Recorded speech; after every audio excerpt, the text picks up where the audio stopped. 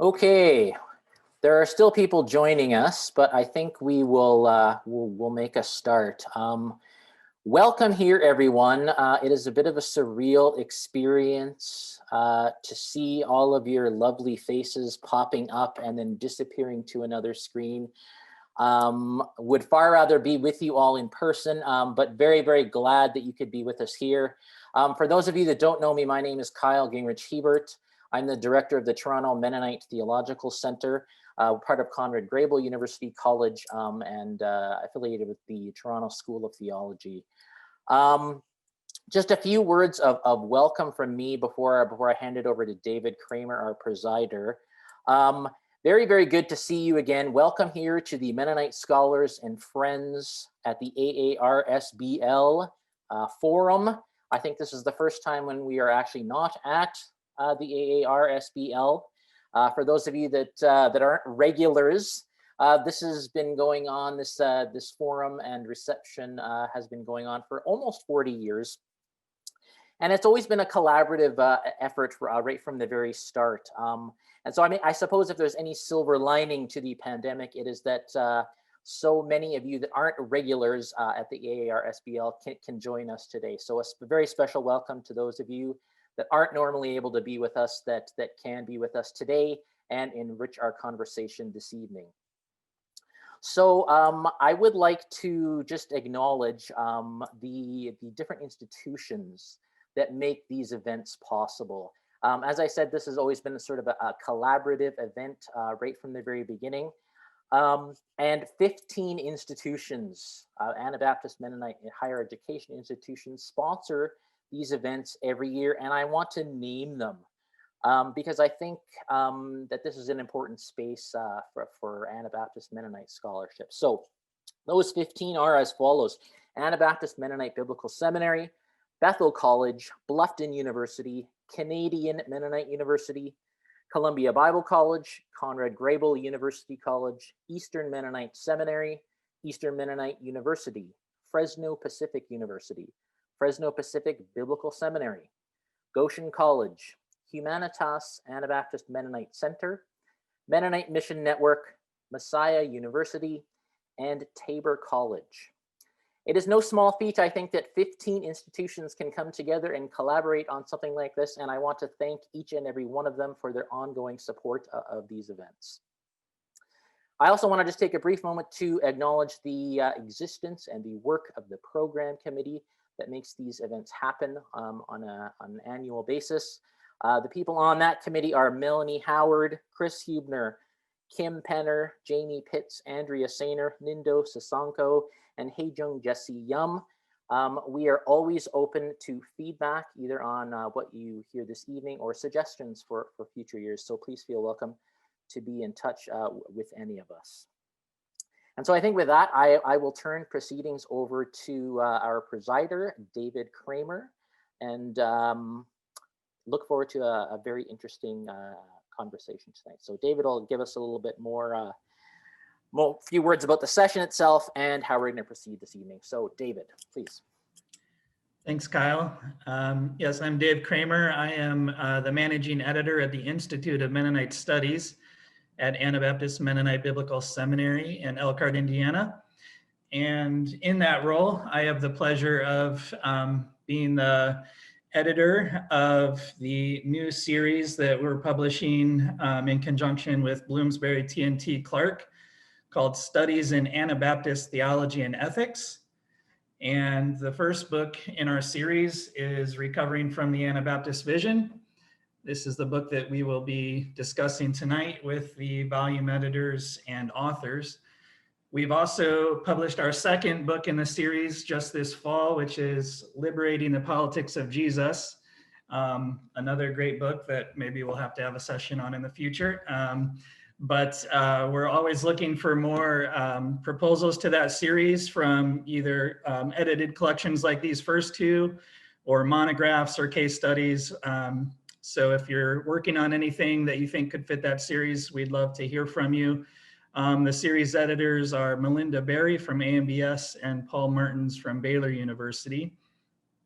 And you may have gotten an email today mentioning that we do have a special Mennonite Scholars and Friends sale going on. If you're interested in getting those books, I should say that I've been looking into how to make that work in Canada, because the shipping from Indiana to you all in Canada is a little bit exorbitant. So Arlen Friesen Epp at Common Word is going to put a discount on their website from now through Monday morning.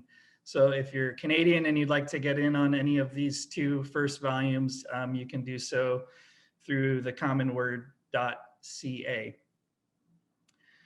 With that, I think we will proceed with the session. The way we're going to run it is we're going to do two separate sections of this, each one approximately an hour. We'll see how the Q&A time goes. But for the first session, we're going to hear from each of the three volume editors, and we'll give them each about 10 minutes to speak about their contribution specifically to the volume or the volume as a whole.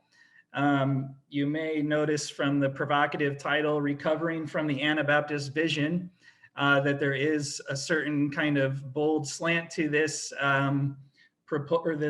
project of kind of how to do Mennonite theology out from under the shadow of Harold Bender. So in addition to discussing their individual contributions to this project, we've asked the editors and authors, if they'd like, to reflect a little bit on, if not the Anabaptist vision, then what? So that's kind of our guiding question for tonight. After we hear from each one of the editors for about 10 minutes, we'll take some Q&A time. And the way we're going to try to run that, we didn't realize when we set that up that we'd have about 100, or it looks like we're about 75 people here. So it could be a little bit of organized chaos here, but the idea is that if you have a question throughout the course of anyone's presentation, you can submit that through the comment section, and that'll go to Kyle and maybe myself. We're trying to figure that out. And then we will collect those questions. If there are 2 or 3 similar questions, I'll just kind of gather them together and ask them together. But any unique questions, we'll try to get in our Q&A time. And then in the second hour, we'll hear for about 5 minutes each from each of the remaining authors, and then do a second round of Q&A.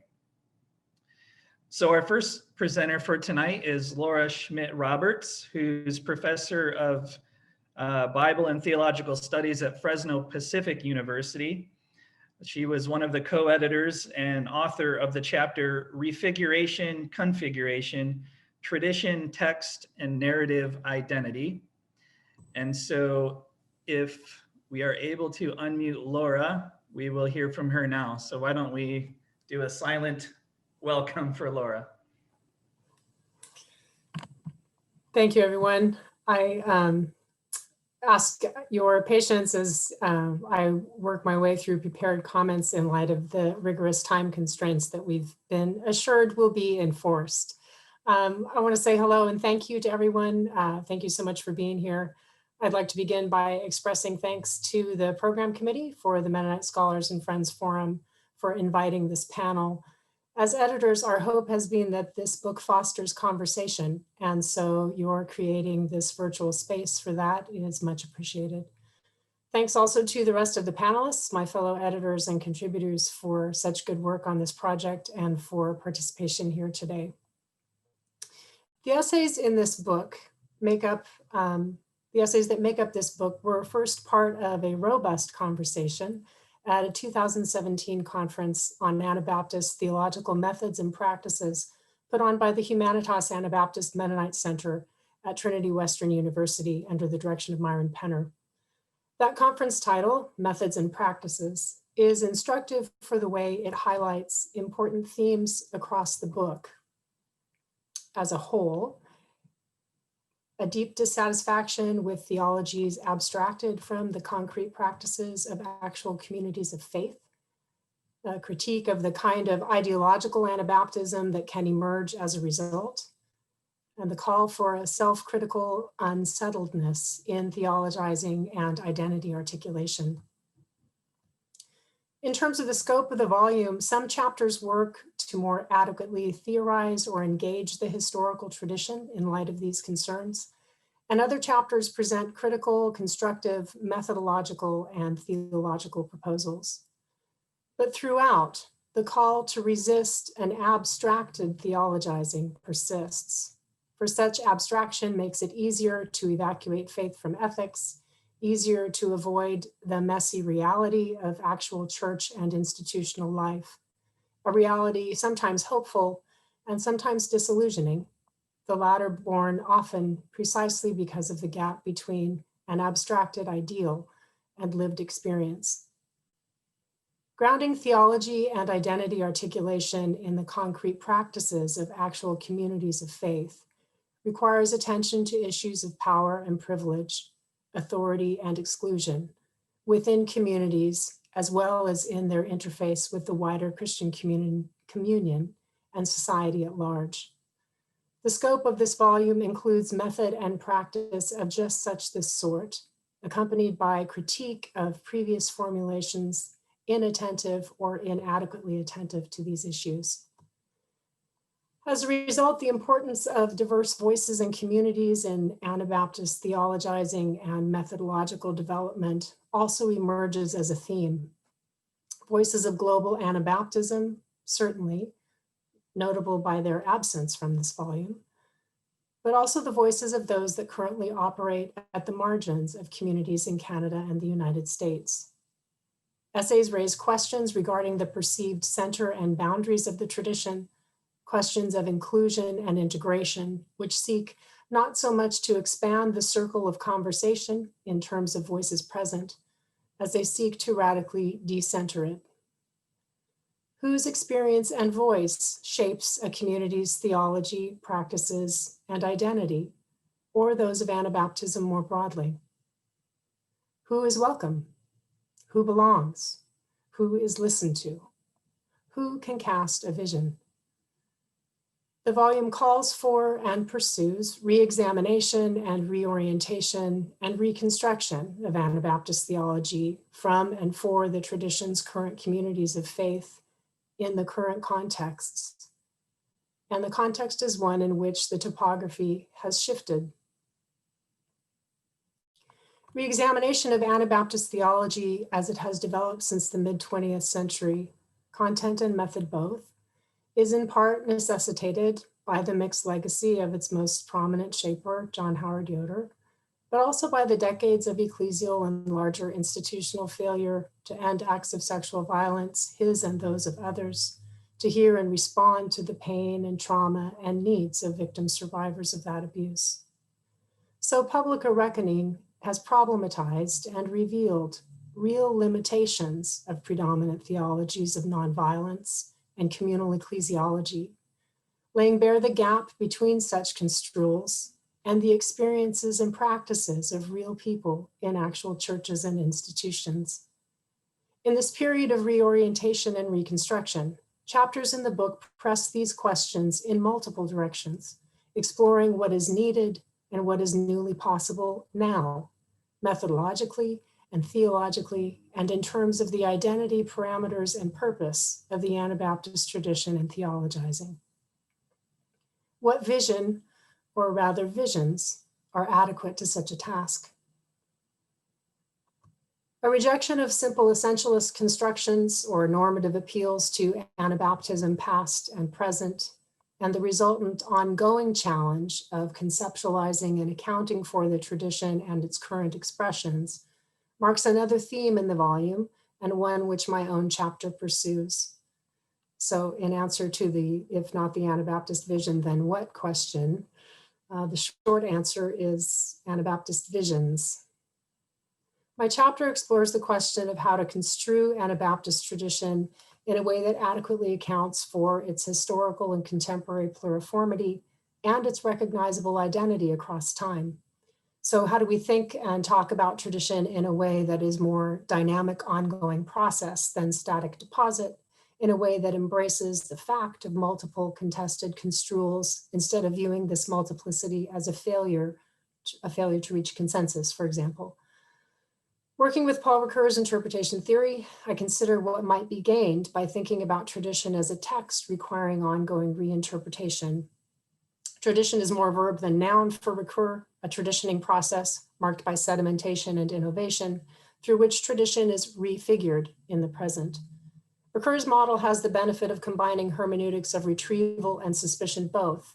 So ideology, critique, dispossession of the ego necessitated by the plurality and ambiguity of historical traditions, to borrow phrases from David Tracy, these are included.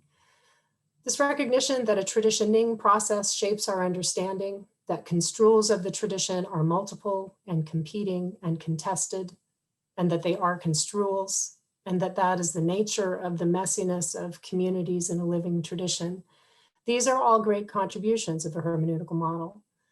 But there are limits also, including how do you think about shared identity or the parameters of the tradition if it's constituted by multiple competing construals in a never-ending traditioning process.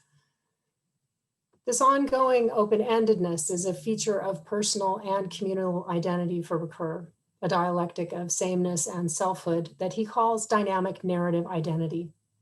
The sameness part is like the sedimentation in tradition, traits or distinctives one can list that contribute a recognizability or a stability over time. But a list of distinctives is not a self, nor is it adequate description of a living historical tradition.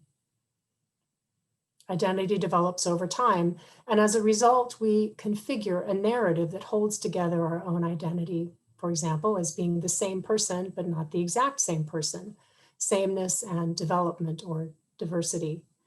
We tell and retell the story of our lives or of a tradition differently, and the significance of things in the past become reconfigured in light of what comes after, sometimes dramatically so. Ricoeur employs a weaving image to describe the ongoing interpretive and dynamic nature of narrative identity, a chain of refigurations. As I think of this model in relation to Anabaptist tradition, questions of voice and center and periphery return to the fore. Who gets to tell the story? Whose experiences are included in the story? Who gets to cast a vision? Thank you. Thank you, Laura. Our next presenter is Paul Martens. Paul is Associate Professor of Ethics at Baylor University. He also is one of the co-editors of the volume, as well as the author of the opening chapter, Challenge and Opportunity, The Quest for Anabaptist Theology Today. Let's welcome Paul. Thank you, David. And following Laura, I'm not sure there's much more to say about this volume. That was excellent. Working with Laura has always been a pleasure. Let me just begin with a couple of words of thanks. I want to say thanks to Kyle and the program committee for making this evening possible. And the deepest thanks to Laura and Myron for the many enjoyable hours shared on this project, probably a couple of unenjoyable hours, but that's okay too. Thank you to each of the contributors for making this a provocative and ultimately edifying volume. And thank you, David, Jamie, and all the patient folks at IMS, Institute for Mennonite Studies. Thank you, Melinda, for daring to dream that a series like the T&T Clark Studies in Anabaptist Theology and Ethics is worth the time and energy. And finally, a huge debt of gratitude is owed to T&T Clark for believing in this series and this book. And we are expecting great things in the future from this series as well. So given Laura's really thorough summary of the book, I'm going to offer a few more personal comments from my perspective on this book and its place at this point. As some of you know, I spent an inordinate time and energy during the early years of my career investing in what I'll simply call the John Howard Yoder Project. While I was always somewhat critical of Yoder during those years, this is an investment that I must own and confess. Sure, I came to Yoder as a relative outsider to the Mennonite intellectual world, so I did not hear any of the stories of abuse until it was way too late. But I had heard indirect whispers of problems that I should have done my homework better. I was both stupid and probably naive. I should have read the stories in the Elkhart Truth at the very least a decade before I did. And if I had, then I would have known better than to prop up the Yoder project by writing a book on his thought or contributing to edit volumes of his work. In the intervening years, I have come to see and understand much better how traumatic sexual abuse can be and how long-lasting its effects, echo in the lives of the abused. Effectively contributing to keeping Yoder at the center of the Anabaptist theological discourse, I fear that I may have indirectly become an accomplice in continuing this sort of trauma. Of course, this is not the sort of thing that one can simply be rectified with an apology, as much as I am sorry for what I've done with parts of my career. And these things feel somewhat hollow. Therefore, I have dedicated the remainder of my engagement with Anabaptist theology and ethics to a kind of penance, if you will. In short, I'm committed to using whatever time and energy I can in this field to creating platforms for people who were devastated by Yoder and his legacy and their voices. And I take the T&T Clark Studies in Anabaptist Theology and Ethics series is precisely the sort of platform that can rightly amplify these voices. And I'm incredibly happy that Recovering from the Anabaptist Vision was the first volume in this series, and Liberating the Politics of Jesus followed shortly thereafter. I'm very grateful for the people who have been part of these projects, indescribably so.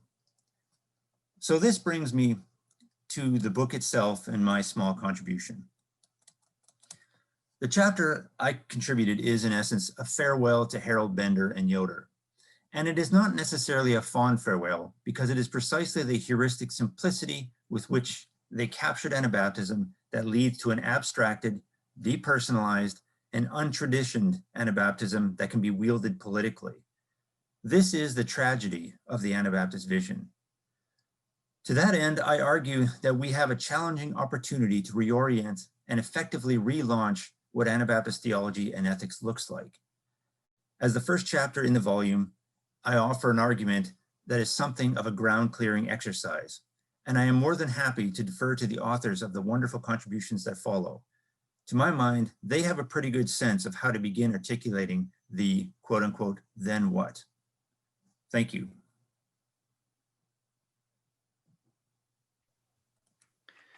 Thanks, Paul. Our third presenter for this evening is Myron Penner. Myron is professor of philosophy at Trinity Western University, and beginning in January will be a visiting professor in the Department of Psychology at the University of British Columbia for a couple of years. Again, he was one of the editors, and he was also the author of the preface to the volume. So let's welcome Myron. Well, I'm just going to echo my thanks to the organizers and thanks to all of you for coming to this session. I have to say that it's personally very meaningful for me to have this project discussed in this venue. As I was preparing my remarks today, I was reminded of how my introduction to the Mennonite scholarly world was through the Mennonite Scholars and Friends group at the AAR. Paul and I attended, Paul introduced me to the AAR SBL in 2001, 2002, just as when I was a graduate student at Purdue. And I didn't know that this group existed. And I got to meet many of you who are here on this virtual space. And it's just a meaningful milestone for just my own kind of interaction to have this discussed here. So thank you to the organizers and most of all to all of you for attending and participating in this venue. So my task for my allotted time is to talk a little bit about the Humanitas Anabaptist Mennonite Center and the process by which this volume kind of came to be. And in 2013, the Humanitas Anabaptist Mennonite Center launched at Trinity Western, and it's a partnership between a charitable organization called the Mennonite Faith and Learning Society and the university. And so it's established by agreement between these two entities. And so the focus for Humanitas is to serve two audiences, and one of the audiences is a group that I like to describe as the intellectually marginalized. These are people for whom their faith communities may not have been nourishing their own quest for meaning through looking at information across academic disciplines, maybe perhaps people for whom their faith communities have not been seen as always reliable or good brokers of the life of the mind. And so we wanted to, as a center, be able to provide content that would be meaningful to folks such as that. And we have been doing that over these past years through different ways, hosting on-campus events, bringing people to have interesting conversations and meaningful content off campus as well. And that's been a life-giving thing for us. The second audience that's more directly related to the topic for our evening tonight is the Theological Academy. And it struck me as, you know, I navigate different worlds in philosophy and philosophical theology and philosophy of religion, that you know, there needs to be, in my humble opinion, more Anabaptist oriented discussions in the wider Theological Academy. And so one of the foci of the center is to do what we can to nurture and to bring theological conversation that is engaging kind of Anabaptist theology and history and contributing to Anabaptist theology and history, also in ways that engage the wider Theological Academy. And so in 2016, I hosted a workshop at Trinity and pulled together some people that I knew, some better than others. And that planning team was Laura Schmidt Roberts and Paul Martens and Karl Koop and Jeremy Bergen. And they didn't really know what I was doing. Right. And to be honest, I didn't really, well, I kind of had a rough idea of what we wanted to do, but I just kind of reached out to them and asked them, I knew that we wanted kind of this first project to be a reflection on Anabaptist theological methods. You know, what is it, what's all involved in that initial conversation, right? And with a thought that, you know, these were people who could maybe help me think through that question and help me kind of plan a conference. And so we spent a few days together at Trinity in, I believe it was May, beautiful weather. I got to hang out a little bit, but I just think back to those times where, you know, the sitting around a table and really trying to figure out what it is that we were doing, what were the agendas around the room. I think Karl Koop in particular was quite suspicious of this whole venture. He adopted the role of curmudgeon, which I think he wears that mantle proudly. And so he can defend himself later or deny it if he will, but I don't think he will. And so we had some really great conversations, and I had asked people to contribute to this workshop ideas, you know, that they might possibly consider contributing to the conference. And so we discussed each other's work and presentations, and that was a really rich time to help kind of refine these you know, the topics and to hear from each other and to get to know each other in that venue. And so then we planned a conference for the following year, and the workshop participants gave addresses at plenary addresses at that conference, as well as other papers that were solicited, and several of those were selected to be part of the volume that we're discussing tonight.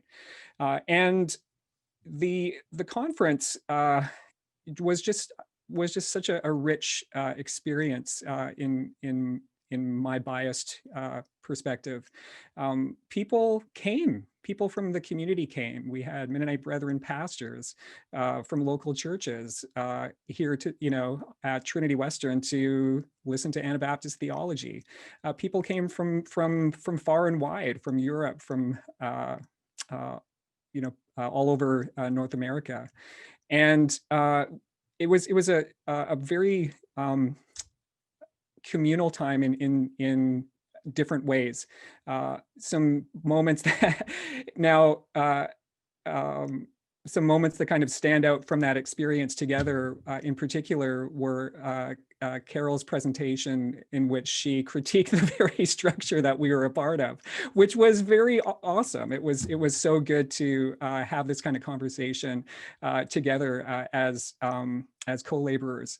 And I guess just to kind of to wrap things up, then, after the successful conference, we a subset of that initial planning team, Paul, Laura, and I took on the task of curating the conference presentations and shaping them into the volume that came about.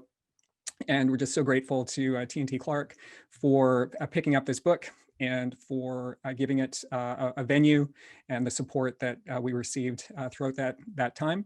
And I have to say, both Paul and Laura did the heavy lifting on the editorial side of things, and Laura in particular just guided the editorial process with skill and dedication. And so just very grateful to her. So those are my comments, other than to say that I do Humanitas is supported by private donations from people who are interested in supporting its mission. And I have been able to secure funding for the next kind of theological project for Humanitas, and look for calls for proposals to contribute to something connected to the title of Jesus the Christ. And so we're looking for our next kind of theological engagement to be Anabaptist engagements and reflections on Jesus the Christ. So that's my commercial, and I'll stop there. Thanks, Myron. I don't know if you have your screen on the grid view looking at all the faces, but as Myron mentioned that his first exposure to the world of Anabaptist theology was through this session, I wonder how many would raise your hand and say that's a similar experience for you. I know it was for me. I didn't attend a Mennonite college or graduate school, unless you kind of count Baylor as sort of Mennonite with Paul being there. And so for me, it was the AAR SBL session in Chicago in, I don't know, the late 2000s maybe. And so to be here tonight with now 79 participants is just a really amazing experience to see how many people took their Friday night to join us for this. A little bit easier than flying to Boston, but it's still great to have you all here. So what I think we'll do now is we will unmute the three editors who just presented, unmute them all together so they can answer any questions that you have. But before we dive into that, I think it might be good just to take a minute to reflect on what they shared and think of a good question to send to Kyle. So let's just take a minute, and if you have just one question, maybe you want to direct it to one of the presenters based on what they shared, or maybe it's a more general question for the panel. Feel free to shoot that over to Kyle and he will get that to me, and I'll try my best to get it asked.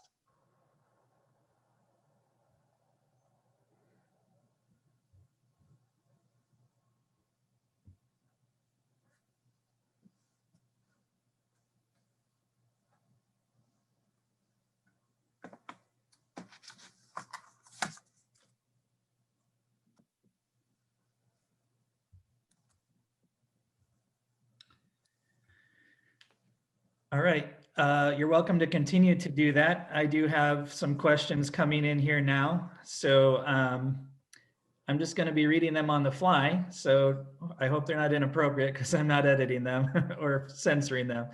So first there were a series of interrelated questions about the title itself, both about the title of Bender's essay, The Anabaptist Vision, and the title of this book, Recovering from the Anabaptist Vision, and maybe in particular the subtitle, New Essays in Anabaptist Identity and Theological Method.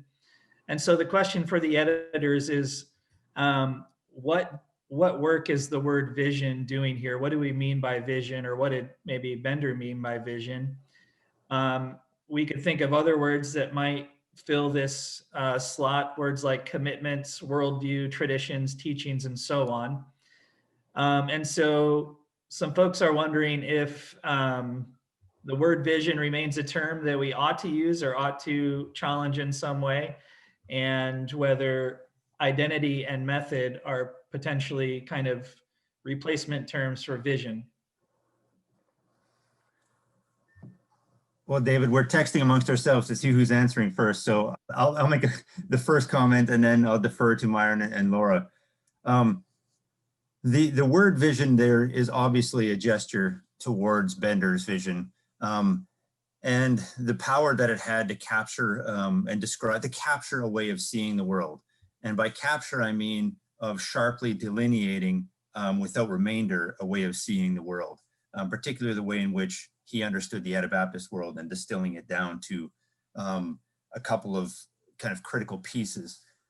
Now, there's nothing wrong with the word vision per se, in the sense that it's essential that we see the world one way or another.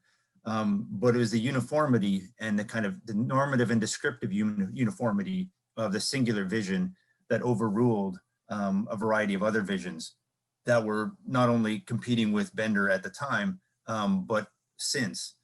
And so there's a sense in which no problem with it. I have no problem with the term itself, but it's the uniformity and the univocity of the term and the way it's played and the content of that vision that has been, I would argue, quite destructive to the Anabaptist tradition.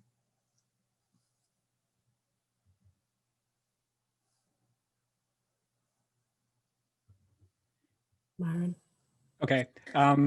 Yeah, I think just off the top of my head, I think the word vision actually has lots of potential insofar as if we think about actual, vision, the way in which our own sight is, this kind of mediated, subjectively constructed kind of narrative that is influenced by all sorts of factors.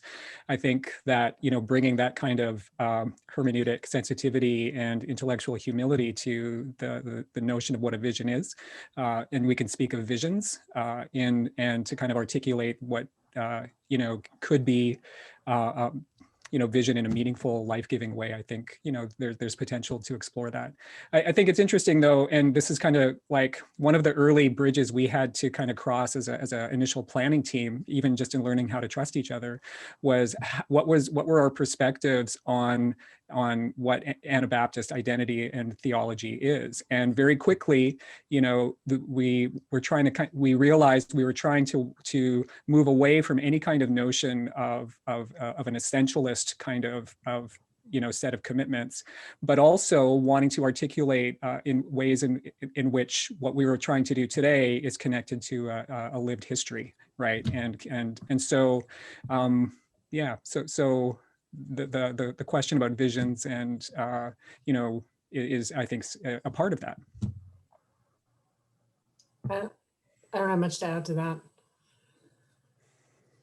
I might follow up on that question just by saying that it seems as you read The Anabaptist Vision by Harold Bender, 1943-44, that the Anabaptist vision is kind of being used as a hermeneutic for who counts as a real Anabaptist. And so he's very kind of definitive that it's the Swiss brethren who are the true Anabaptists, and all the others are kind of the riffraff that we don't count.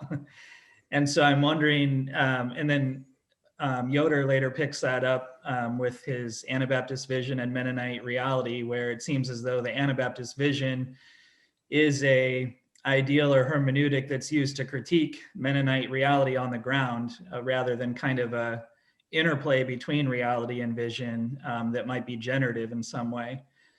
So I wonder if any of you would care to comment on kind of how vision itself becomes an ideal or abstraction that kind of limits who counts and makes us all feel bad for not living up to it. Yeah, David, I think that's what we're all all of us kind of felt that way. And in fact, the reified vision that gets carried from Bender through Yoder in a slightly modified way actually prevents you from seeing real life, the real life of the Anabaptist community and the Mennonite communities. And that's part of what we're trying to rehabilitate in terms of our identity, that the lived and embodied experience of people in the Anabaptist tradition. mean, there's tension there, right? Because when one wants to do more than simply describe the things the way they are, right? Part of casting a vision is what trajectory are we on? What are we striving for, right? What are we living into? And so, I mean, there's a way in which part of the tension is between descriptive and prescriptive and something else, you know, sort of casting a vision or a dream. But I think the other thing that is present in your question, David, is what theology is for. This is an issue that's also present in the volume. To what use, right? So, you know, Bender, to use Paul Taves' phrase, is searching for a usable past. And there's this long history of doing theology as history in terms of Anabaptist Mennonite studies. So how teasing out the role of theological articulation, the process of theology and what it's for, and how it is related to identity, but what is lost if it's only in service of identity formation, is one of the things that if we were in the second hour, I would invite other contributors to speak to. We will definitely give them a chance to do that. A couple people have been asking a question that I'll try to just summarize here. Essentially, as you talk about Anabaptist visions in the plural, Laura, you had made a reference to those who are not at the table or those who aren't represented in the volume. And so some people are asking just why is there a lack of Anabaptists of color with this project, or maybe in this attempt to rework Anabaptist Mennonite theology, what might be missing by not having those voices present? Yeah, thank you. Huge and really important, right? This is one of the most significant limitations of this volume. Two things briefly, and then maybe the other editors want to respond. One is just in terms of working with a volume that's drawn from presentations at a conference, you're already limited in terms of who comes to the conference. And so while there was a measure of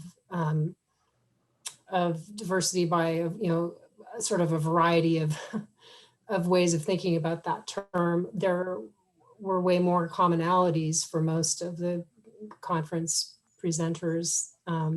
So some of it is this recognition as we worked through the conversation at the conference and afterwards, that this would be one of the limitations of this project. It was something that was recognized as a limitation really right from the start. It's totally inappropriate to talk about recasting or, you know, sort of rethinking Anabaptist theological methodology in a way that is disconnected from the need to do that as part of the global Anabaptist communion. And this was the part that we were able to do. So there were, as I mentioned in my opening comments, there are voices that represent margins in communities in Canada and the United States. But yeah, it's a well-placed critique of the limits of the project. I think fairly early on in the editorial process, we had to make a decision whether we were going to explicitly, you know, solicit and voices that were not represented in the volume, or whether we would, you know, curate papers that were contributed to the conference. And for a variety of reasons, we felt that would just allow us.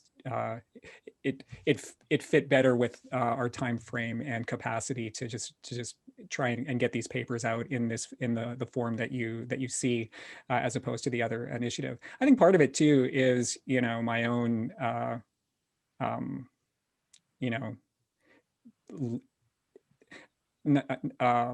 I mean, this was the first kind of conference I planned. I think that, you know, in subsequent projects, I will, you know, try and be more focused on, you know, soliciting and ensuring that calls for papers and proposals are, you know, distributed widely and broadly, and for, you know, to try and increase the diversity. I think we yeah, having said that, I just want to echo Laura's comments on, this is something we're mindful of, and appreciated the diversity that was represented, such as it was from different voices. Yeah, and David, all I would add is this book is self-consciously not complete, and it's consciously a preliminary provocation. It makes no claims to be complete, and to that extent, it was only in that capacity that we could be comfortable with the makeup of the book. Thanks.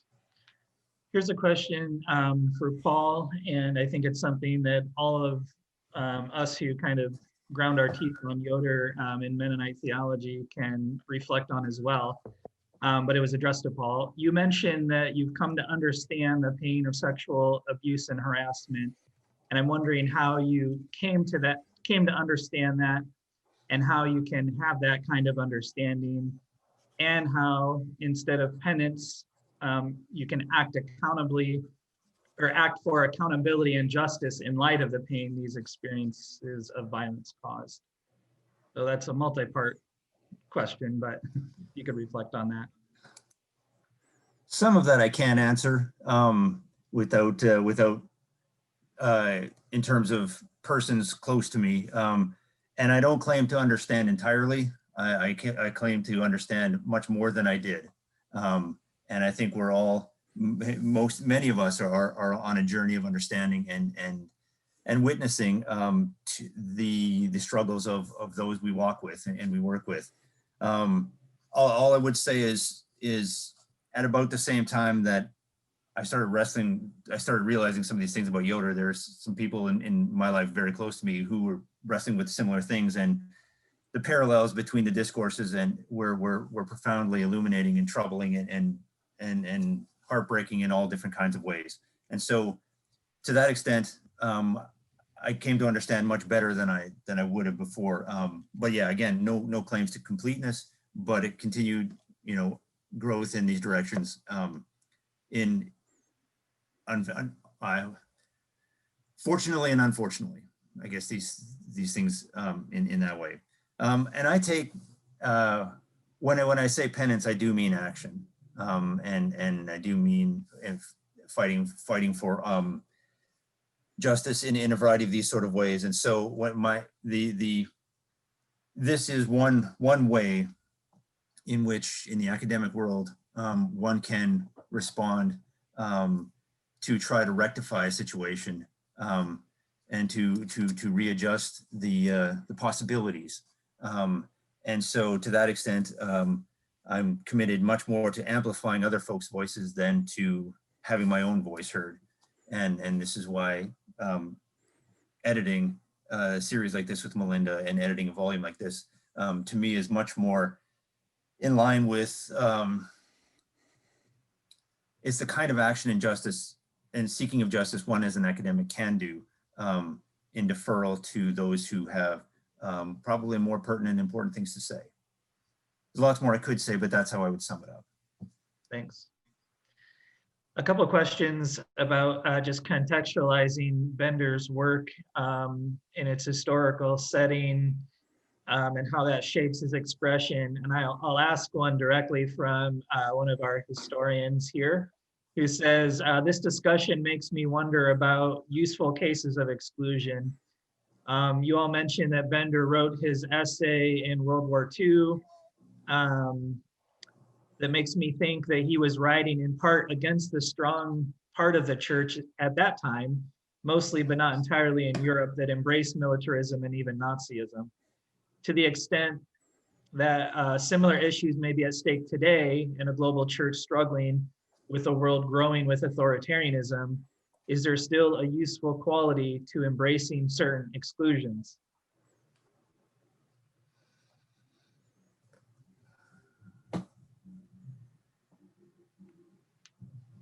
Laura, why don't you give it a shot? Can't you see I'm thinking?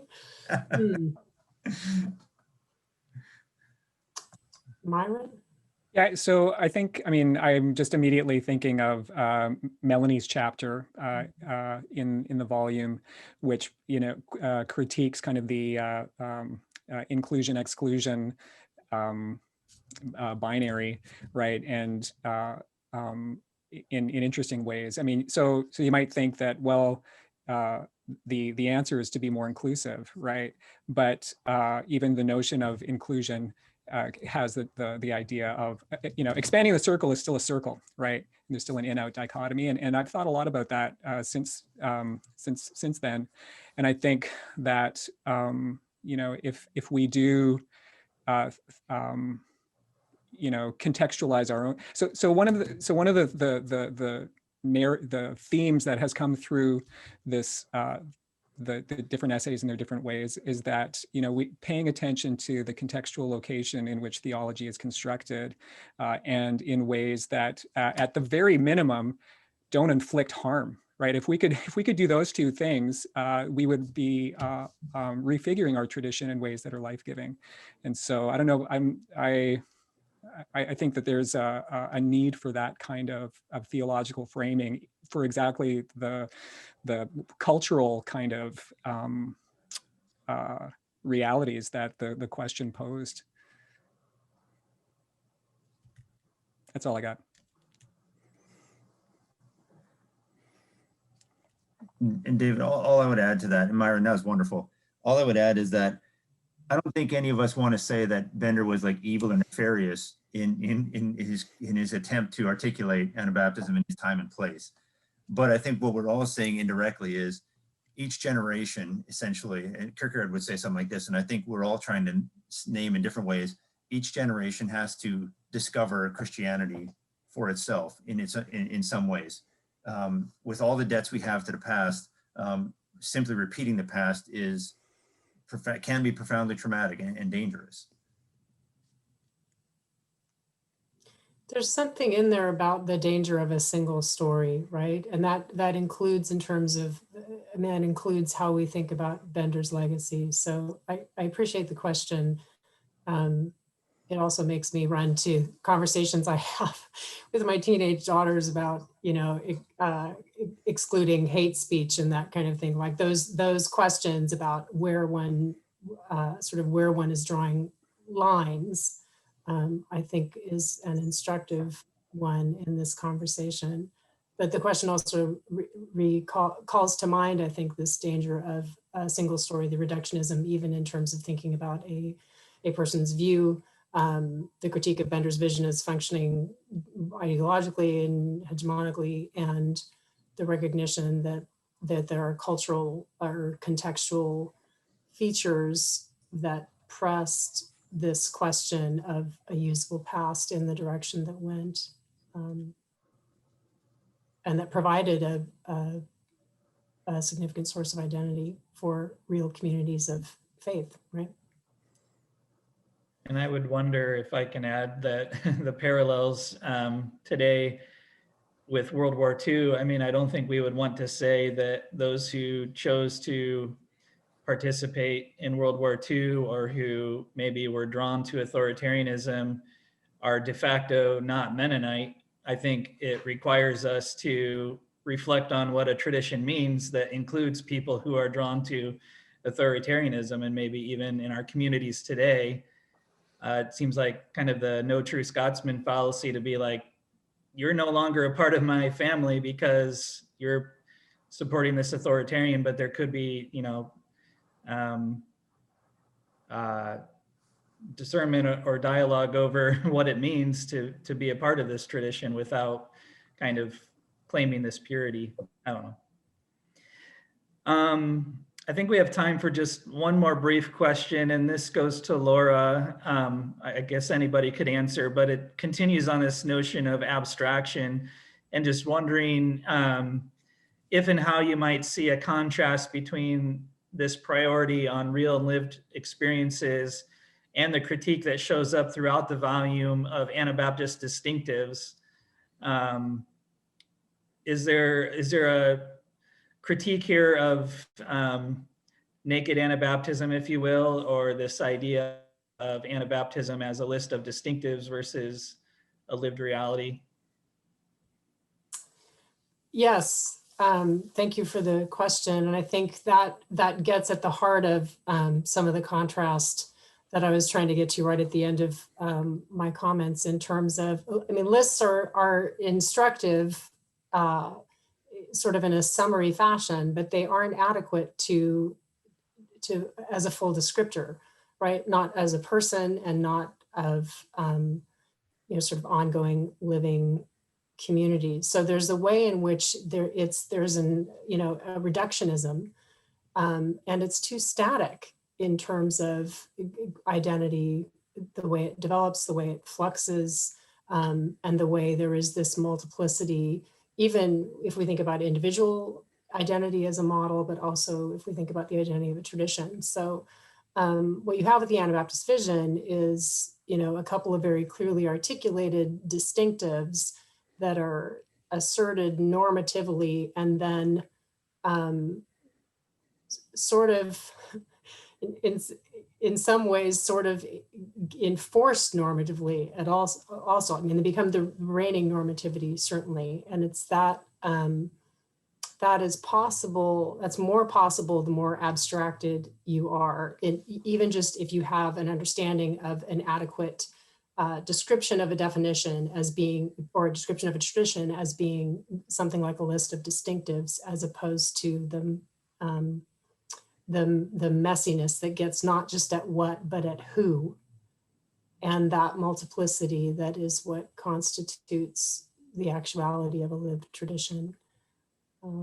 Again, I think in the second hour, there are all kinds of, this connects to all kinds of other questions and work in the volume that are asking about certitude and about this sort of humility and ongoing openness to understand articulations of theological identity, but also on the ongoing, sort of penultimate reality of theologizing.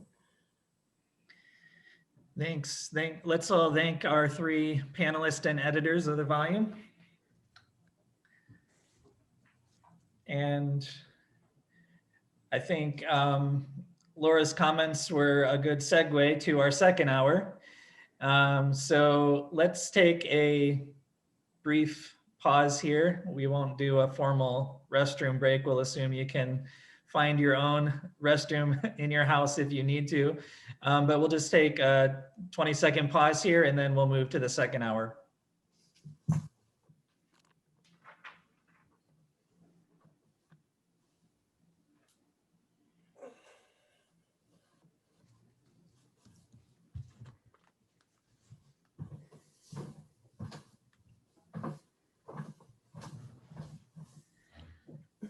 Okay, well, as we mentioned, the second hour is going to interact with each one of the authors of the various chapters of this volume. And if the first hour felt like it moved along quickly, this hour will probably feel even more so because we have about twice as many presenters. So it's going to be a little bit of a lightning round. We've asked them to keep their comments to about 5 minutes each instead of 10 minutes in the first hour. So there's much more to be heard from each of these authors, and a great way to hear from them is to buy a copy of the book and give it a read. But our first presenter for this hour is our in-house curmudgeon, Karl Koop. Karl is professor of history and theology at Canadian Mennonite University. He's also the director of the grad school of theology and ministry at CMU. And he is the author of the chapter in this volume, Contours and Possibilities for an Anabaptist Theology. So let's welcome Karl. Well, good evening, good afternoon. It's wonderful to see so many faces, familiar faces, and also wonderful to see new faces. When I was writing my essay, I was not thinking very much about Bender's Anabaptist Vision, nor was I thinking very much about the legacy of John Howard Yoder. The question that I was struggling with had more to do with the multiple origins of Anabaptist beginnings. I was thinking of polygenesis. I was thinking of Anabaptisms in the plural, the multiplicity of expression that we see in the tradition. The burden of history is that we are up against a tradition that includes diverse expressions over 500 years. It calls into question essentialist understandings of what Anabaptist tradition looks like. We can no longer presume that there are clearly defined definitions, boundaries, or distinctives, because what we see are expressions or examples of hybridity or syncretism, that is, the intermixing of ideas and behaviors between and across religious traditions. So in the essay, instead of talking about core convictions or clearly defined distinctives, I talk about patterns of believing and faith expression. I also use the language of family semblances, which I think allows for greater elasticity when thinking about Anabaptism as a whole. In the essay, I also discuss the idea of retrieval, of seeing tradition as a resource, but not in terms of regulating the present, but rather something that is orienting our thoughts and actions. I presume that the life of faith is a pilgrimage, and the possibility of refiguration of tradition, as Laura Schmidt-Roberts puts it, is crucially important. Tradition for me is not something static that we try to repeat.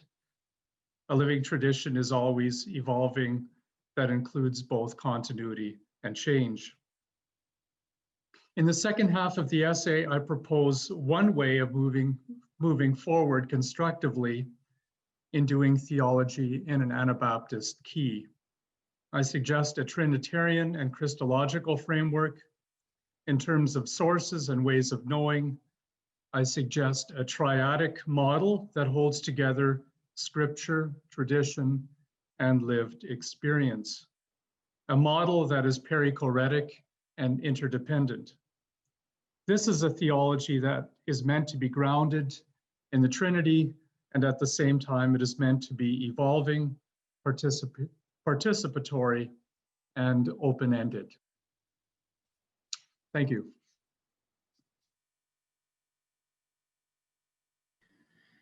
Thank you, Karl. Our second presenter for this hour is Karl Penner. Karl is Assistant Professor of Theological Studies at Conrad Grebel University College at the University of Waterloo. She's the author in this volume of Mennonite Women Doing Theology, a methodological reflection of 25 years of conferences. And if I could give a personal note, she's also the author of many prayers and calls to worship that my church uses on a regular basis. Let's welcome Karl. Hi, great. Thanks, David. Thanks for everyone for being here. I was really honored to be able to give this paper at the conference, and really great to get the book in my hand. My chapter is basically looking at the Women Doing Theology conferences and suggesting that in that space where women had control of conferences, that conferences looked very different than academic conferences. And they were able to create spaces that I think are some of the most diverse spaces that Mennonites have found to do theology. And in my chapter, I talk about that process of how originally they were planned by middle-class white women, and that eventually the power was changed over. But a lot of that ability to be diverse meant giving up privileging the academic voice. Because when you privilege the academic voice, you're privileging the white voice, and you're privileging the able-bodied voice, and you're privileging all sorts of privileged people who get to be academics, like myself. I include myself among that. And so how do we create more diverse spaces? That's what my chapter looks at. And I'd just like to mention, because we've been talking quite a bit about famous sexual abusers, is that in the 25 years of Women Doing Theology conferences, they never centered, ever, anything about famous sexual abusers. Because 1/3 of women have experienced sexual violence. They have no interest in even talking about that. And so even to explore why their brilliant ideas are problematic, is just of no interest to a lot of women. And it's not a safe space to go into. And so I'm curious about the conference coming up, Myron, about Christ the King. Is, you know, would you consider making it a famous sexual abuser free zone where we talk about a lot of other types of theologies? And, or is it just so important, that person's thought is so important, it doesn't matter if it feels unsafe for people, we're gonna talk about that. And I'm just curious what kind of a conference you would get if you went in that direction. And if you didn't privilege the academic voice, but you said, how do we be more inclusive? So thanks a lot. Thank you, Carol, for sharing and for that challenge. It's good stuff. Our third presenter is Stephanie Chandler Burns. Stephanie received her Master's of Theological Studies at Conrad Grebel University College, Waterloo. And her chapter in this volume is Queering Anabaptist Theology, an endeavor in breaking binaries as hermeneutical community. Let's welcome Stephanie. Thanks. So in my chapter, essentially, I'm pointing to the first glimpses of what could maybe someday make up queer Anabaptist theology. My chapter works on the assumption that if we are to be a priesthood of all believers, the voices of queer Mennonites and queer Anabaptists must be acknowledged and indeed even centered. I start with a brief overview of what queer theology is as a general field, working from definitions by prominent queer theologian Patrick Cheng. After briefly covering what queer theology as a general field might be, I start by sharing experiences of various queer Mennonites across Canada and the United States. These stories of queer Mennonite experiences serve a twofold purpose. First, these stories demonstrate the difficulty for queer Anabaptists to participate within the wider church. And second, these stories demonstrate that for many LGBTQ persons of Anabaptist faith, they are drawn specifically to Anabaptist theological commitments. These stories demonstrate that within wider church structures, LGBTQ Anabaptists do not find the support they need to remain a healthy part of the Anabaptist community, but instead are alienated or dejected by their peers. These stories come both from my own experiences and from the writings of other LGBTQ identified Anabaptists.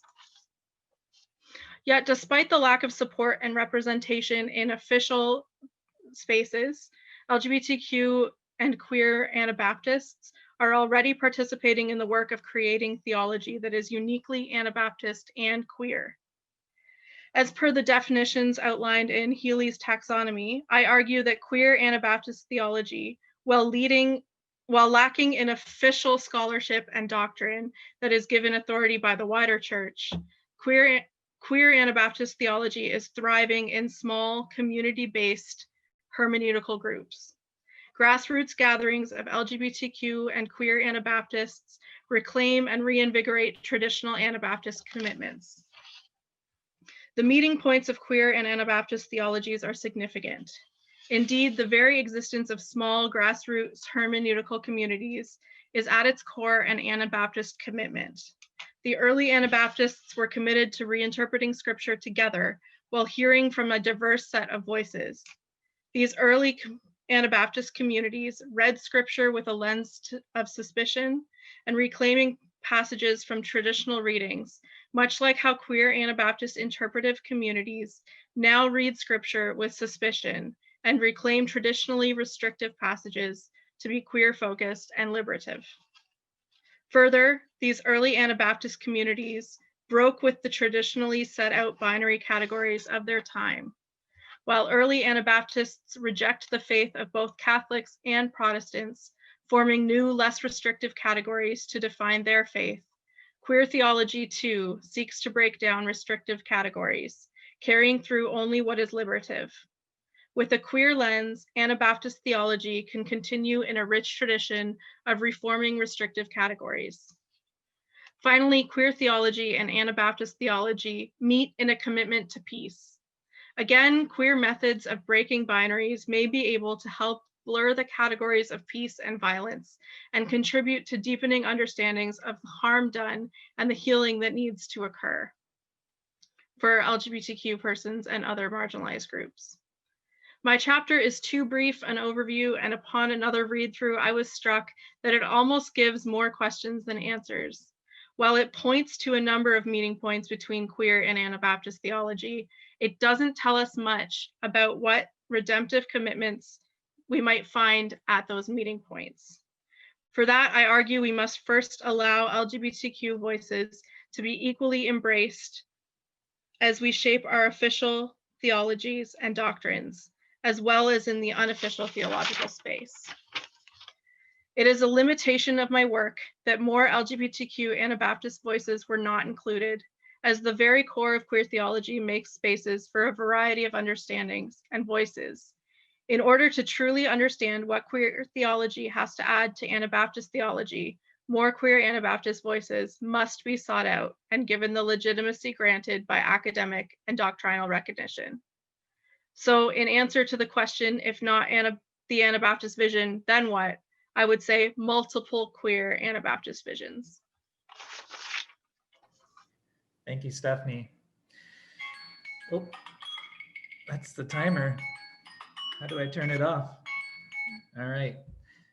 I think I was so strict on the time in my email that everybody's been coming in significantly below the time threshold, which is good.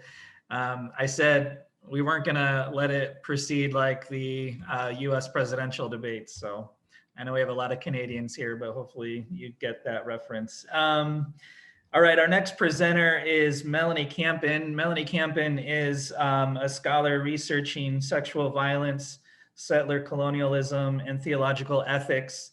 And next semester, she'll be teaching a course on these topics at the University of Winnipeg. So let's welcome Melanie.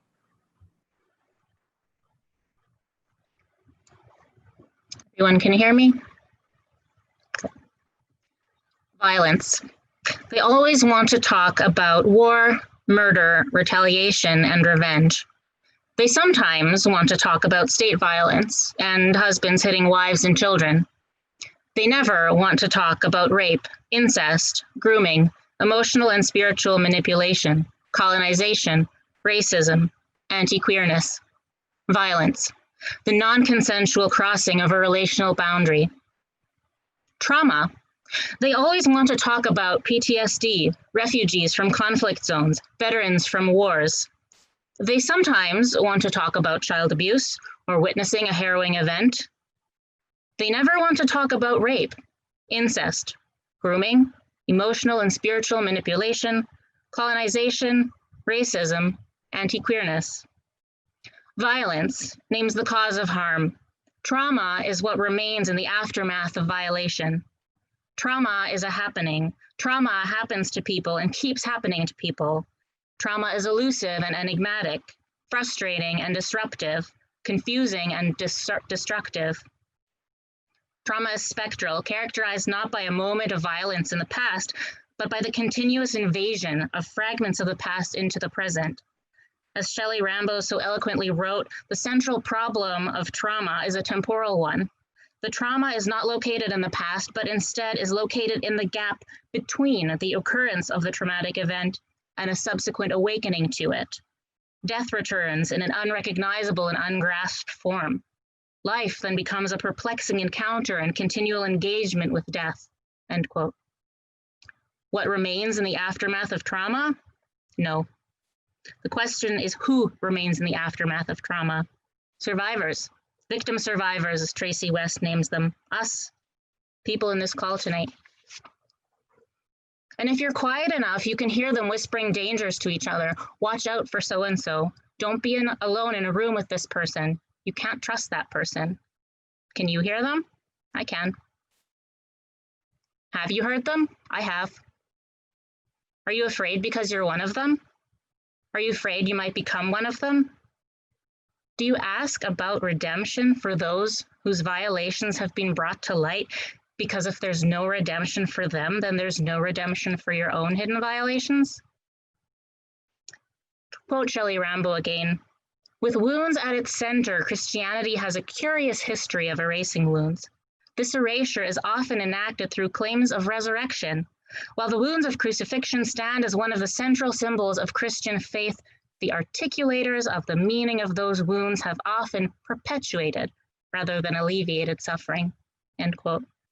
It is because of violence and trauma, the use of peace theology to erase wounds of those around us and defend their perpetrators, that we need a critical, contextual, trauma-informed methodology for our peace theology.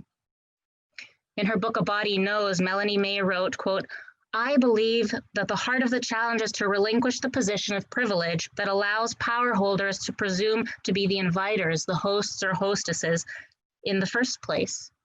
I believe those who have had the power are called to lay down the talk of limits and then to listen long enough to hear the strange voices speaking to us, end quote.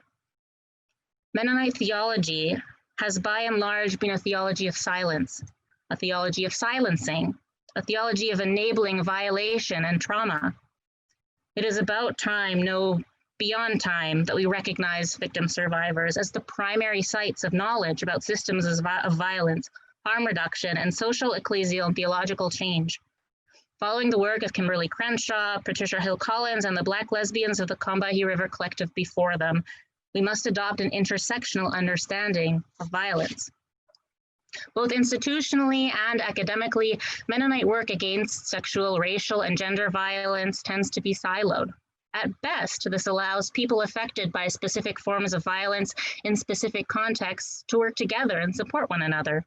At worst, it turns traumatic experiences of individuals into hot-button issues for church administrators and theologians to debate ad nauseum at the expense of victim survivors, as due process takes the place of deep social, ecclesial, and theological transformation. I suggest that what is missing in the current analysis of peace and violence among Mennonites in Canada and the US is attention to the ways in which sexual, racial, and gender violence and others compound one another, and how each of these forms of violence constitute elements of the broader term colonial violence. I believe that a methodology that attends to the interlocking nature of violence and considers the harm reduction tools of trauma theory can help us move towards more liberating and healing theologies, churches, schools, and other communities. Thank you. Thank you, Melanie. Our next presenter is Jeremy Bergen. Jeremy is Associate Professor of Religious and Theological Studies at Conrad Grebel University College at the University of Waterloo. And his essay in this volume is The Ecumenical Vocation of Anabaptist Theology. Let's welcome Jeremy. Thank you. I will offer a brief summary and will begin by naming my thesis. The Anabaptist tradition ought to be regarded as a reforming movement within and for the sake of the wider church. Thus, Anabaptism ought to seek not its preservation or advancement per se, nor that of particular denominations, but point to Christ and the faithfulness of Christ's church, a body in constant need of reform and renewal. Anything that might characterize Anabaptism as distinct ought to be distinctive, and a term that I'm uncomfortable with, specifically in relation to other Christians, and be oriented toward the unity and integrity of the church. This means that as a Mennonite, I ought to regard myself simply as Christian in relation to the wider world. My Anabaptist identity has integrity to the extent that I'm engaged in genuine dialogue with other Christians about Christian faithfulness and mission. My proposal is not about institutional ecumenism or official dialogues, even though these have their place. And I do believe that ways in which dialogues between Mennonites and Catholics, for example, and Mennonites and Lutherans have demonstrated a practice of reading history together can contribute to reframing Anabaptism in terms of a hermeneutics of reform, thus rejecting a hermeneutics of restitutionism that characterized the 16th century movement. But origin is not destiny, and I advocate an ecumenical posture that enables those identified by Anabaptism to live more deeply into the unity of the church as both a gift and a calling. The ecumenical vocation of Anabaptist theology implies holding this tradition both deeply and lightly. Holding it deeply, the language of distinctives may help to identify gifts offered to the wider church. However, the language of distinctives can foster the equation of difference with essence, promote a kind of triumphalism, and thus tends to be sectarian. Rather, distinctives eloquently articulated and effectively embodied ought to be gifts offered in the hope that they will be received by other Christians and therefore no longer define us as unique if they ever did, in that sense given away. And perhaps even more importantly, in the ecumenical gift exchange, we have more to receive than to offer. I would rephrase any discourse about an Anabaptist vision, whether of Harold Bender, Palmer Becker, More with Less cookbooks, or Confession of Faith, as tactical and pragmatic interventions in very specific contexts. They ought not to be regarded as claims about some essence, but rather presuppose a diagnosis of very specific problems and propose solutions. But even as these correctives are often directed inward and oriented towards self-preservation, I think we need to think more about how to engage outwardly in relation to other Christians. Anabaptism is a concept that often functions ideologically, as has been noted, and in that sense can function in prophetically corrective ways.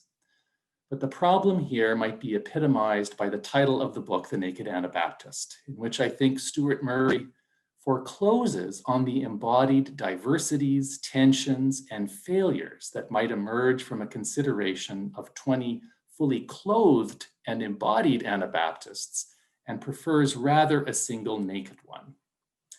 Thus, I think Anabaptist theology must seek a Catholicity that is concrete, and thus cannot bypass the concreteness of Mennonite churches and denominations. It's dangerous to appeal to an Anabaptist ideal if this enables a disavowal of actual Mennonite history and practice with its many deeply instructive forms of failure and oppression. And with this in mind, our engagements with other Christians may be more oriented by what we need to receive than what we have to offer. And I'll leave it at that. Thank you, Jeremy. Let's see, we have two more presenters. Our next one is Bruce Yoder, who's an independent scholar of church history and world Christianity. And his essay in this volume is Dialogue as Theological Method, Mennonite Missionaries, West African Churches, and 21st Century Anabaptist Identity. Let's welcome Bruce. Thank you, David. So my proposal for dialogue as theological method among Anabaptists assumed that the Anabaptist movement is diverse in many ways, culturally, sociologically, ethnically, but also religiously and theologically. And of course, today we see this the case from the global perspective very easily, but it's also the case in local perspectives. Increasingly in North America, for example, we are a very diverse community theologically, religiously, and in other ways. My argument in the chapter was that diversity, of course, influences theological understanding, and that a dialogical approach is a fruitful way to do theological reflection in the face of this kind of diversity. I'm assuming that entering into theological discussion and discernment across diversity is preferable than a situation where everybody is limiting their theological discernment to their particular group or context, and that the process of sharing, of listening, of identifying areas of divergence, as well as shared theological commitments, that that is, and will be a fruitful endeavor. That is, it's worth the effort. So my chapter used a case study. I'm more a historian than I am a theologian. Used a case study of the West African independent churches and Mennonite missionaries in the post-World War II decades. And I tried to provide an argument from within the Christian or from within the Anabaptist tradition for a dialogical approach. By the time World War II was over, and by the 1950s, missionaries had given up on what might have been called the tabula rasa approach to mission work. That is the assumption that one could simply replace one culture and one set of religious and theological assumptions with another superior one. By the time of the post-war years, indigenization, that is the emergence of an indigenous church, was the current methodology that had become the goal. The goal was that indigenous churches would be self-theologizing churches. They would produce indigenous theology. But indigenization also carried a risk of a kind of dark turn. It could inspire a kind of silo mentality that assumed that theological discernment should only be local, that people from different places, of different cultures, of different ethnic groups simply didn't have anything meaningful to say to each other. So the proposal for a dialogical approach by the missionaries was an attempt to make room for theological discernment across diversity, a way to allow for North American Mennonite missionaries to do mission and theological engagement with self-theologizing West African independent churches. As I see it, it was a way to affirm both diverse theological formulations as well as common theological commitments. And as such, it addresses a situation in some sense analogous to our diverse Anabaptist community today, and perhaps can be instructive. I think we generally accept the benefits of dialogue with people of other religions. We also accept that dialogue with others in the Christian tradition, be that the Catholic tradition or the Protestant tradition, is fruitful. My chapter argued that diversity within the Anabaptist movement today makes a posture of dialogue among Anabaptist groups equally important as we seek to name differences and to name shared commitments. Bender's Anabaptist vision for some, myself included, was a proposal that resonated deeply, and notwithstanding our project here tonight, continues to resonate with many in the Anabaptist community, I think, in North America in important ways. But of course, it emerged and spoke to a 20th century North American context among a people who were in many ways homogeneous in their theological assumptions, in their social and cultural context. Today, both in North America and around the world, it seems to me it is imperative to make room for other theological formulations that flow from diverse Anabaptist groups and their contexts. For some of us, the Benderian vision is part of our theological heritage, whether we like it or not, and we might share it as such. That is, this is who we are, this is who we have been, this is how we understand, and this is how we have understood our theological commitments and our heritage. But Bender's Anabaptist vision is not a definition with which to measure who is or who is not Anabaptist. If I would push beyond the chapter a bit, and I haven't really done a lot of thinking about that or attempted to do that, but if I would do that, I would suggest that a dialogical approach needs also to be undergirded with a serious attention to cultivating empathy and trust among participants. I think there needs to be, especially if we think of a dialogical process, including church leaders and lay people and not just academics and specialists. Empathy and trust are necessary to keep people at the table, to keep people in the conversation, and we need to develop ways to cultivate, build practices that can cultivate and build empathy and trust as we talk about our theological commitments, our divergences, and our commonalities together. Thank you. Thank you, Bruce. Last but not least is Paul Dierksen. He is Associate Professor of Theology and Anabaptist Studies at Canadian Mennonite University. And his chapter, which concludes the volume, is Restlessness as Theological Method. Let's welcome Paul. Thank you very much, especially to the organizers of the conference in 2017, where these papers were first presented, to the editors of the book, and now to the organizers of this conversation tonight. My chapter in the book has its genesis in an interdisciplinary project at CMU addressing the role of ambiguity. So alongside a scientist, a psychologist, literary scholar, mathematician, and others, my assigned role was to consider the role of ambiguity in the work of theology. As I pursued the topic, it seemed to me that ambiguity often served as a foil to certainty which stance frequently was seen as problematic. Certainly an inflated embrace and overconfident deployment of certainty leads to abuses of power and other temptations. As I continued my inquiry, it became clearer and clearer that to commit oneself to ambiguity as a thing in itself, and that as a theological stance, might carry its own temptations. As I argue in the essay, instead of attempting to solve questions of ambiguity or certainty prior to theological inquiry, we should pursue theology in a way that is shaped by the nature of theology itself, insofar as that's possible to determine. I began the argument by describing that the burden of the chapter as resistance to what I call the grasping, holding, and possessing impulse we often see in theology, especially when that impulse is pressed into service for the purposes of solidifying Mennonite identity.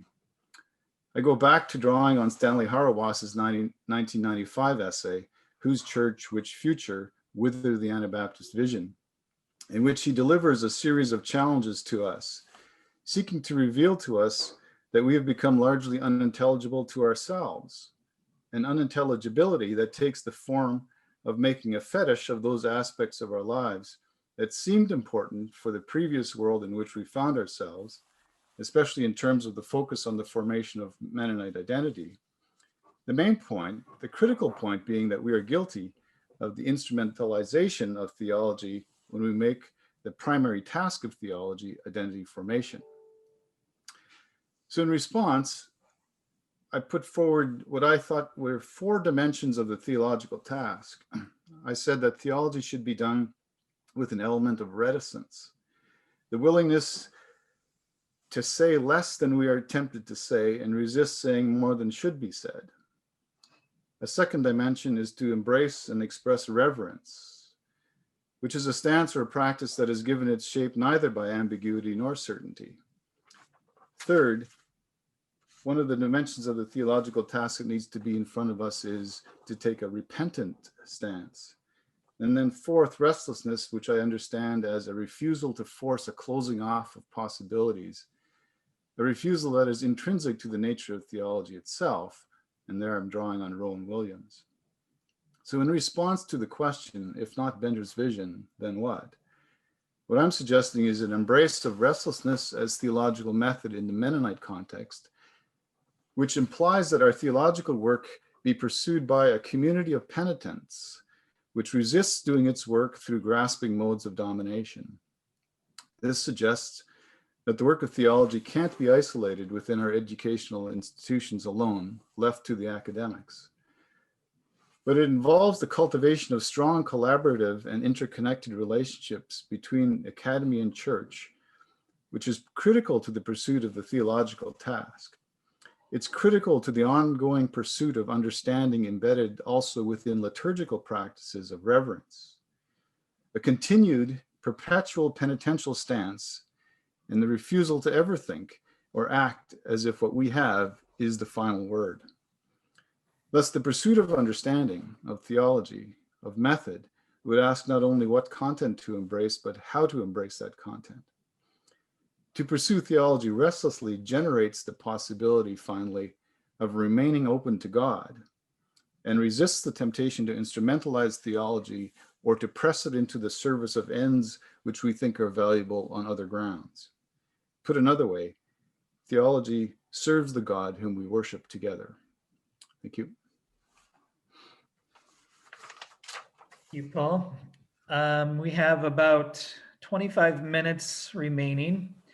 And I think the way we will run this remaining Q&A session will be in 2 parts. The first part will have you direct questions to individual presenters from the second hour. So if you have a specific question for one of the presenters and can just address it to them by name in the dialogue box, we will ask that directly to that presenter. We'll try to unmute all the presenters at the same time. As long as they don't have pets or family members running around, we should be okay. And after maybe 15 minutes of that, we'll ask our editors to unmute and join the conversation as well, and conclude with some free-for-all questions to the whole panel or anyone that's presented this evening.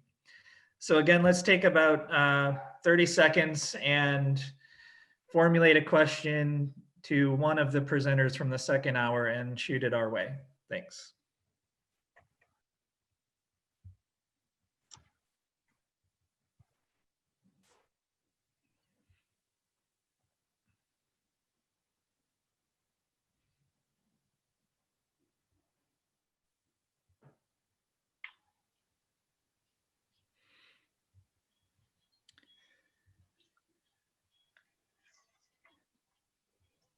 Okay, we're getting a number of questions coming in, so this will be kind of a fun lightning round here. And let me see if I can just scroll up to the first one from this hour.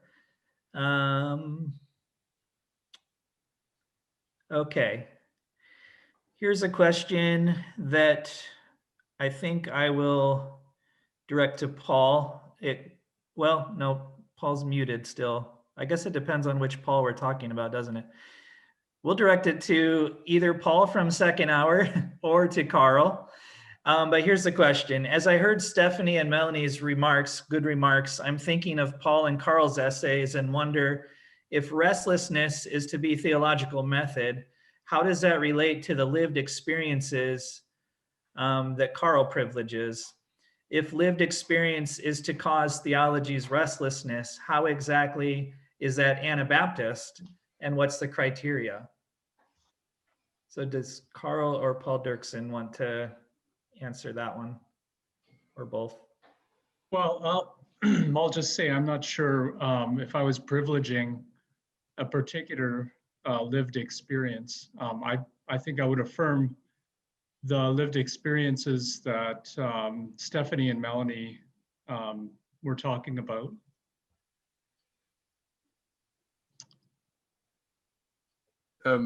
Regarding the restlessness, my reference is to the nature of theology itself, which I think calls us to, I call it in the essay as a certain mobility, there's this. I think that's important because it pushes back on the sort of solidifying that Bender's vision, for example, tried to do, and I don't know. I wouldn't have a list of criteria that would make that restlessness Anabaptist specifically. This next question's for Stephanie, and I should say that anyone is always welcome to pass on a question if you would rather not answer it, but this question for Stephanie is, in light of your assessment of LGBTQ safety in grassroots gatherings, and in light of that and the recent more official movement in MCUSA General Board preparing for the next General Assembly to remove the addendum to membership guidelines that previously focused on LGBTQ practice. I guess, what are your thoughts on that? Is that a helpful, positive, hopeful move? Yeah, so I should say I'm from the Canadian context, so I don't actually know a lot about what's happening in the American context with LGBTQ inclusion in the church. But I've heard inklings of, Pink Minnow has had a hard time at conferences. Sometimes they haven't been allowed in, haven't been allowed to speak. And so, I mean, any space where we're creating a little bit more space for LGBTQ people to be in the room is good, but save from 100%, we will affirm queer marriages and welcome LGBTQ people as part of the church, save from statements that are saying you are all welcome in the church and you will not be discriminated against in marriage or in your ordination or across the country and across the nation. It's not enough. Right. Yeah, so I think I also am not a member of MCUSA, but as I've followed it, it seems as though it's removing the membership guideline rather than making that affirmative commitment that I think you're calling for.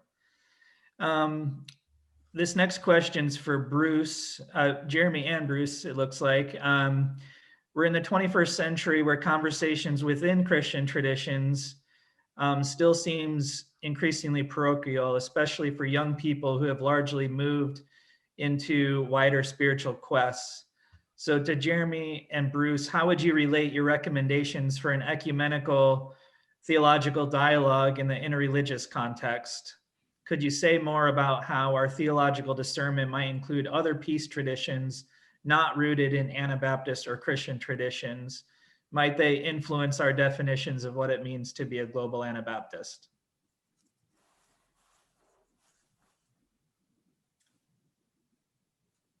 I can start here. I mean, I welcome that, and I recognize that. And again, I want to emphasize that I'm not advocating for a kind of sort of the institutional ecumenism that can seem kind of old school.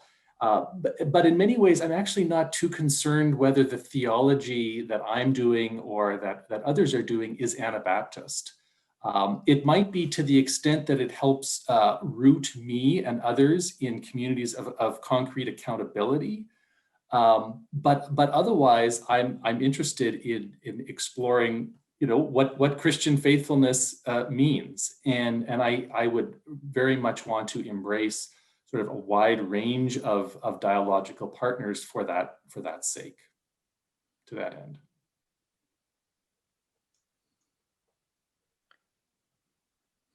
Bruce, you're muted. I don't know if we can get you unmuted and see if you'd like to add to that. Yeah, I guess I'm assuming that when we talk about Anabaptists, who are Anabaptists, anybody who says they're an Anabaptist. I don't have a theological criterion for who is in and out.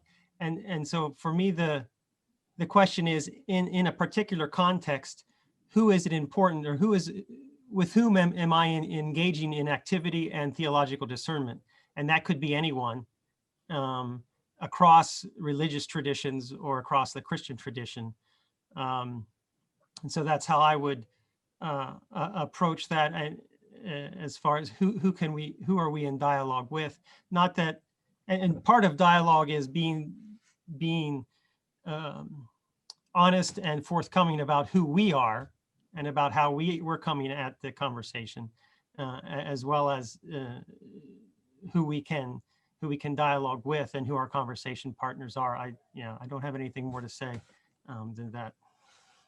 Well, that leads to another question that was directed to you, Bruce, in terms of being honest about who we are. Somebody submitted the question to you. How do you deal with the fact that the same religion that colonized and converted the indigenous groups in the first place now need to be convinced that indigenous theologies are good enough? How is it not just a replication of white desires and white Christian inclusion?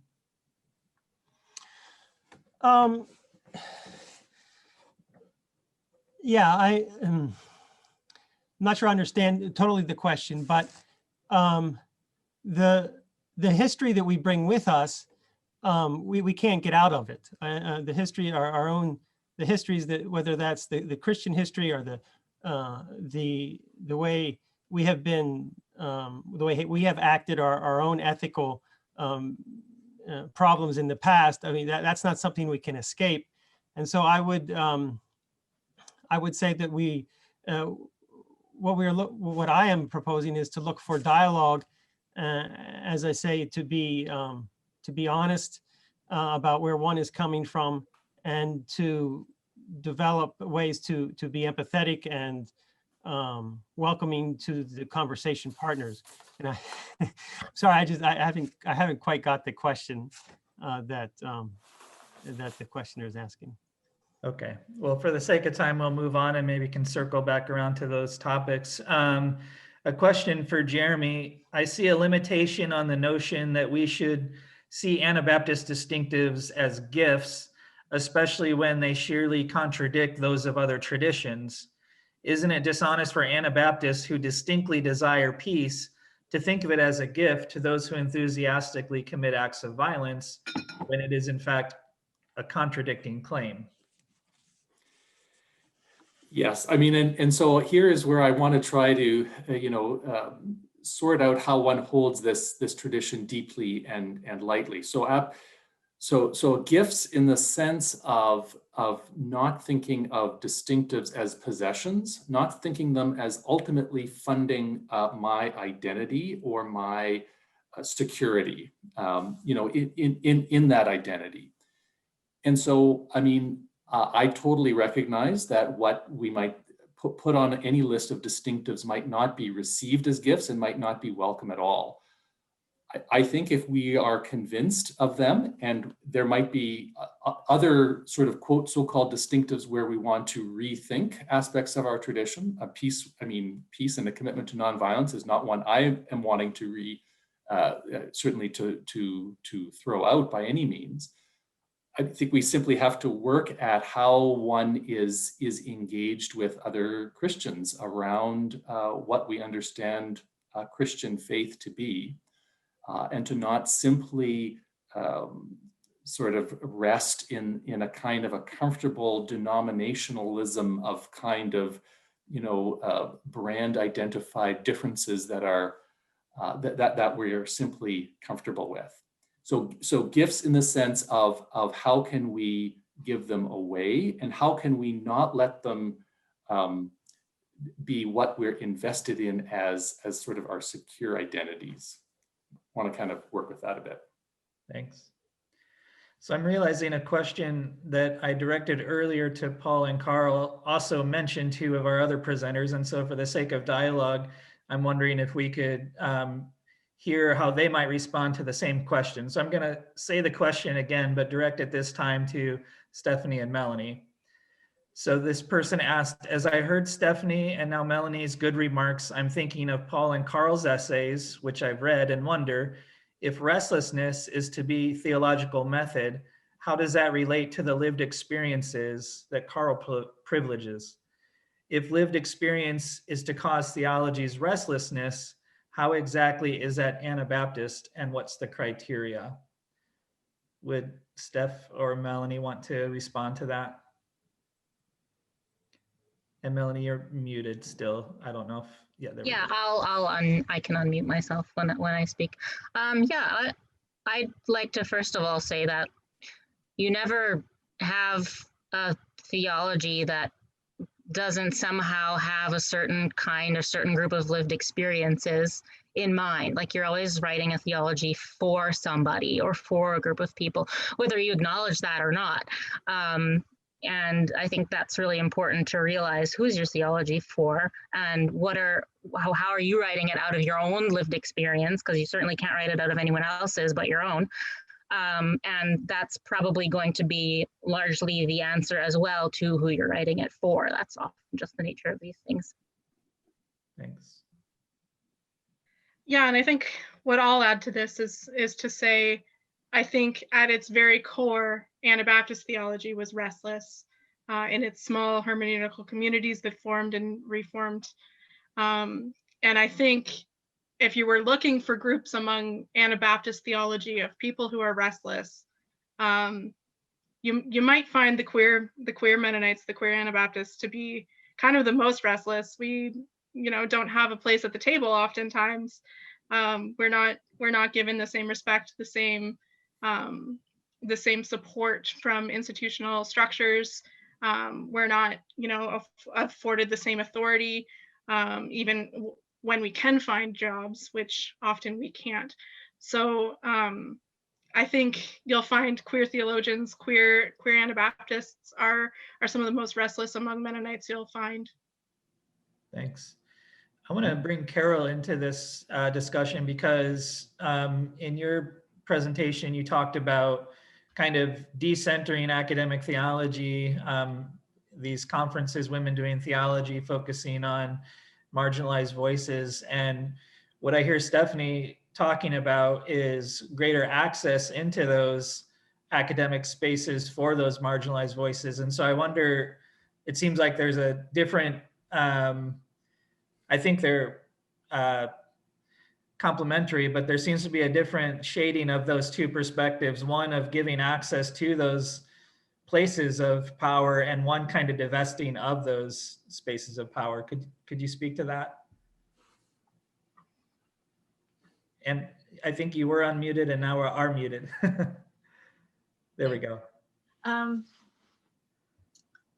Women Doing Theology conferences were trying to recognize that theology is happening outside of the academy, and can we access that, and can we talk about it? And they did a really good job with that. And I think that part of the challenge of that is being able to have the academic voice put in there in a way that doesn't marginalize people by not letting them understand you, because you're using words they can't understand or concepts they can't understand. And so I think that's one of the big challenges of broadening the circle or broadening the dialogue. Thanks. Melanie, do you have anything to add to this conversation? Yeah, just echoing what Carol and Steph said, I also wanted to point out maybe just a really immediate concrete example of when we started this call.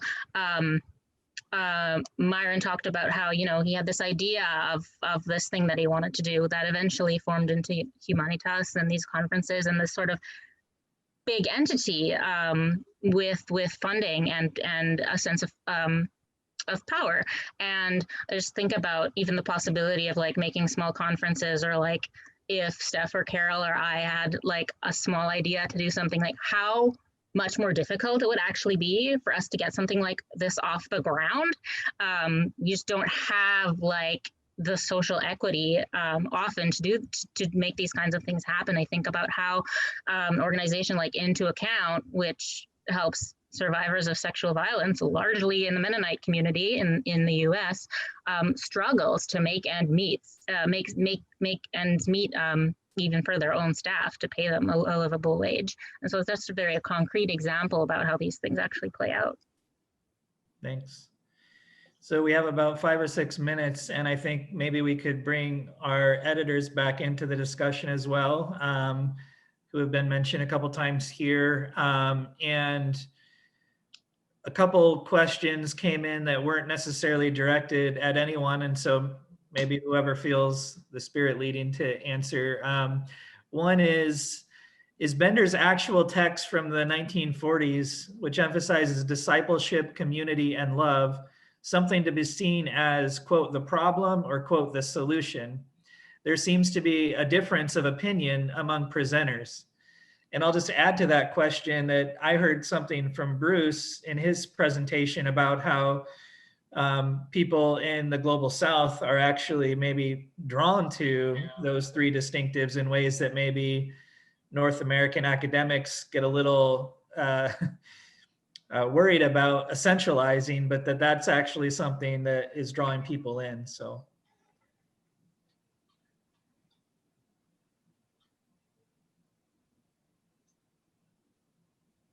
Well, two quick questions. I mean, two quick comments. One, of course, discipleship, community, and love are good things.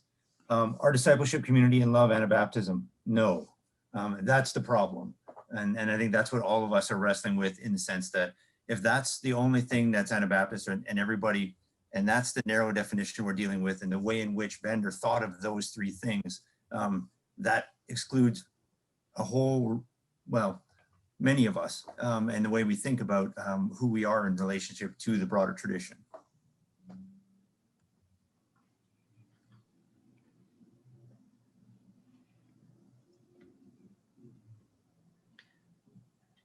Melanie, I thought you had your hand. Yeah, I couldn't unmute myself. Okay.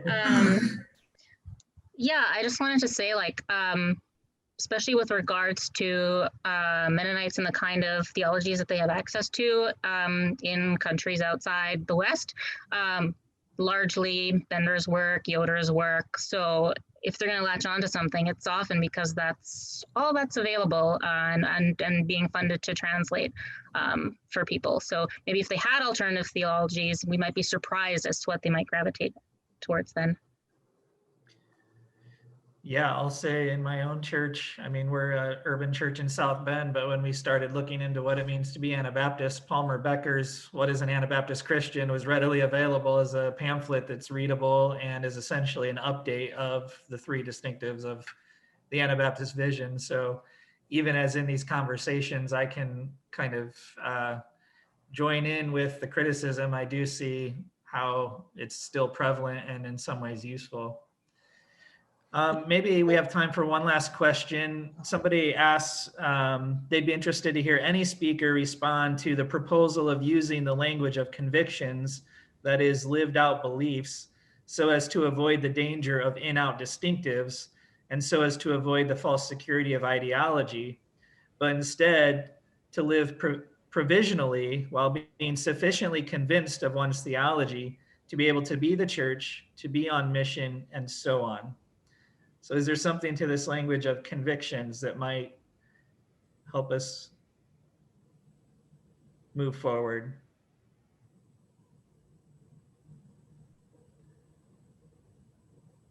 I think the dance that needs to, or one of the challenges, I mean, is going to be then, well, which convictions, right? And there's, you know, I don't know that that the terminology is the issue, but more kind of the posture towards the words that we use and the people that use them. And so conviction talk, I think, can easily, if one's not careful, you know, do the things that, you know, evolutionarily and psychologically religion is very good at, which is figuring out who's on my team and who's not, right? And so it's the people who have the shared convictions. And so one of the things that, as a result of this shared work that I'm becoming more attentive to is just the way in which, you know, the voices that are used and the words that are used can, you know, inflict kind of that in and out kind of boundary. So I don't know. I mean, I appreciate kind of the sense of the question, but I don't know that it's really going to avoid the issue.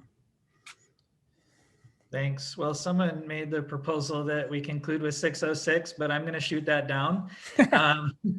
And instead, I am going to leave us on a question, because I think this has been a very generative and provocative discussion. But Kim Penner asked the question of the Anabaptist Vision, especially as formulated by Palmer Becker's work, is currently being heavily promoted by Mennonite Church Canada, and I would add to that Mennonite Church USA, and she sees that happening in some problematic ways. And so we'll leave this question just for homework between now and our next meeting. But she asks, how do we connect these insights from the book, and I would add from this discussion, to our church conferences? How do we take the work that we're doing here out into our conferences and our churches? So I'll leave you with that question. And thank you all again. Let's thank our presenters one more time. Let's thank our planners and sponsors as well.